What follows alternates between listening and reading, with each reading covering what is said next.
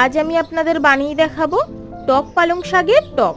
আপনারা হয়তো অনেকেই শাকটা চেনেন, আবার অনেকেই চেনেন না। এই শীতের সময় এই টক পালং পাওয়া যায়।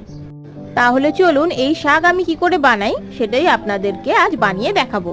প্রথমেই কড়াই সর্ষের তেল গরম হতে বসিয়ে দিলাম। সর্ষের তেল গরম হয়ে গেলে সর্ষে আর শুকনো লঙ্কা ফোড়নের জন্য দিয়ে দিলাম। ফোড়নটা একটু নাড়াচাড়া করার পর দিয়ে দেব সরু সরু করে কেটে রাখা আলু। আলুটা হালকা ভেজে নেওয়ার পর দিয়ে দেব সরু সরু করে কেটে রাখা বেগুন। বেগুনটা ভাজা হয়ে গেলে দিয়ে দেব টক পালং শাক।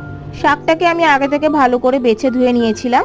শাকটা একটু ভেজে এলে দিয়ে দেবো গুঁড়ো মশলা, নুন, হলুদ গুঁড়ো, লঙ্কা গুঁড়ো। কিছুক্ষণ নাড়াচাড়া করার পর দিয়ে দেবো ভেজে রাখা বড়ি। আমি নিরামিষ বানাচ্ছি তাই বড়ি দিয়েছি, আপনারা চাইলে ছোট ছোট চিংড়িও দিতে পারেন। বড়ি দিয়ে কিছুক্ষণ নাড়াচাড়া করার পর নামিয়ে নিলেই টক পালংয়ের টক পরিবেশনের জন্য তৈরি হয়ে যাবে। খাওয়ার শেষ পাতে এই টক পালংয়ের টক খেতে কিন্তু দারুণ লাগে।